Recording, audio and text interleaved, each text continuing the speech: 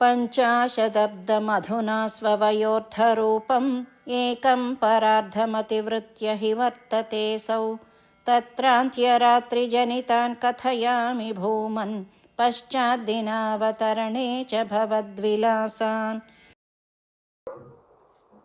అయితే ఇప్పుడు మనం ఏం చెప్పుకుంటున్నాం, ఆయనకి ప్రతి రాత్రి ఒక ప్రళయమే. దాన్ని మనము నైమిత్తిక ప్రళయము అని చెప్పుకుంటున్నాం. బ్రహ్మదేవుల వారికి ఉండేటువంటి ప్రతి రాత్రి కూడా ఒక నైమిత్తిక ప్రళయం లాగానే ఉంటుంది అని చెప్పుకుంటున్నాం. అయితే ఏంటంటే ఎన్ని ప్రళయాలు ఉన్నాయి, ఎన్ని సృష్టి ఆరంభాలు ఉన్నాయి, ఇప్పుడు మనం ఇంతకీ ఏ ప్రళయం గురించి చెప్పుకుంటున్నాం అని ఒక సందేహం రావచ్చు. అందుకని మన వాళ్ళ లెక్కల్లో చాలా కరెక్ట్ గా ఉంటారు. ఈ బ్రహ్మదేవుల వారు దాన్ని లెక్క వేసి చెప్తున్నారు. మనం కూడా లెక్కేస్తున్నాము మా ప్రతిరోజు. మనం ఏం చెప్తున్నాము, శ్వేతవరాహ కల్పే ద్వితీయ పరార్థే అని సంకల్పంలో చెప్తున్నామా? అంటే మనం రోజు చేసే పూజలో తిథులు కాలము అన్ని చెప్పుకుంటూ ఆ మనం ఉండే స్థలం, ఆ అఖండమైనటువంటి జగత్తులో మనం ఎక్కడ ఉంటున్నాము అని ఆ స్థలాన్ని చెప్పి కాలం కూడా చెప్తున్నాము. కాలానికి శాసనకర్తగా ఉండేటువంటి బ్రహ్మదేవుల వారు ఆయన కాలాన్ని కూడా చెప్తున్నాం.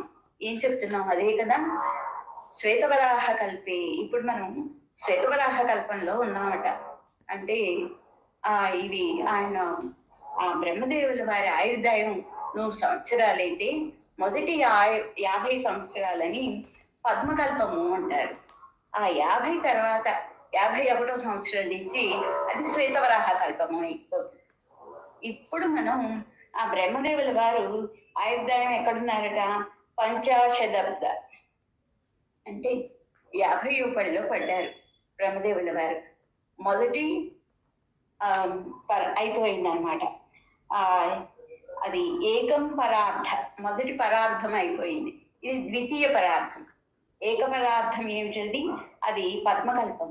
ఆ పద్మకల్పం అయిపోయింది. ఇప్పుడు జరిగేది శ్వేతవరాహ కల్పం.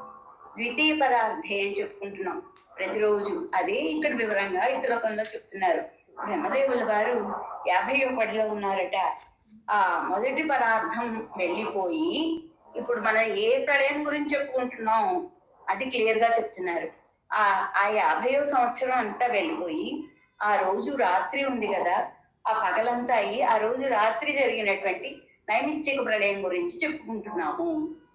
అది అయిపోయి మళ్ళీ తర్వాత వచ్చేది మనకు బర్త్డే రోజు రేపటి నుంచి 61వ సంవత్సరంలో ప్రారంభం అవుతున్నాం అని మనం అనుకుంటాం కదా. అలాగా ఆయన ఆ 50వ పడిలో పడి ఈ ద్వితీయ పరార్థంలో అడుగు పెడుతున్నారు. అది ఆ తెల్లవారి ఆ నైమిత్తిక ప్రళయం తర్వాత ఆ జరిగేటువంటి ఆ సృష్టి ఇది కల్పం మారిపోతుంది. అర్థకల్పం మారింది అనమాట. పద్మకల్పం మారిపోయి శ్వేతవరాహ కల్పం. ఆ స్వామివారు 50వ పడిలో పడ్డారు అనే దానికి గుర్తుగా శ్వేతవరాహ కల్పంలో జరిగినటువంటి మొట్టమొదటి సృష్టి వివరం మనం చెప్పుకుంటున్నాం. ఆ రోజు రాత్రి జరిగినటువంటి ఆ పద్మకల్పం అయిపోయి ఆ చిట్ట చివరి రోజు రాత్రి జరిగినటువంటి నైమిత్తిక ప్రళయం గురించి, అది తెల్లవారగానే జరిగినటువంటి సృష్టి క్రమాన్ని గురించి మనం ప్రస్తుతం ఈ గ్రంథంలో వివరించుకుంటున్నాం. అది కూడా చూసారా? అసలు మన వాళ్ళకి ఎంత పరిజ్ఞానం ఉంది. ఆ బ్రహ్మదేవుడు ఈ గ్రంథం, ఈ మనం తెలుసుకునే విషయం ఎప్పటికి సంబంధించింది అనేది ఎంత కూలంకషంగా మనకి తెలియజేస్తున్నారు. ఈ విజ్ఞానానికి అసలు అంతుందా? ఎంత గొప్ప విజ్ఞానం! ఇప్పుడు ఆ పద్మకల్పం వెళ్ళిపోయిన ఆ చిట్ట చివరి నైమిత్తిక ప్రళయం గురించి, ఆ తర్వాత శ్వేతవరాహ కల్పంలో జరగబోయే ఆ సృష్టి క్రమంలో స్వామి జరిగినటువంటి నీ విలాసాలన్నీ కూడా ఇప్పుడు మేము వర్ణించుకోబోతున్నామయ్యా. నీ ఏది జరిగినా ఆ పరమాత్మ అనుగ్రహం వల్లనే, ఆయన విజ్ఞానం వల్లనే జరుగుతుంది. కాబట్టి ఈ రెండు కూడా నీ విలాసాలు, నీ విభూతులు, అది ఎలా జరిగింది అనేది మేము ఇక్కడ చెప్పుకుంటున్నాము అని ఆ పరమాత్మని నమస్కరించుకుంటూ ఆయన లీలా విభూతుల్ని ఆ సమయంలో ఆయన 50వ పడిలో పడిన సందర్భంలో జరిగినటువంటి నైమిత్తిక ప్రళయం, ఆ తర్వాత జరిగినటువంటి సృష్టిని గురించి మనం ఇప్పుడు చెప్పుకుంటున్నాం.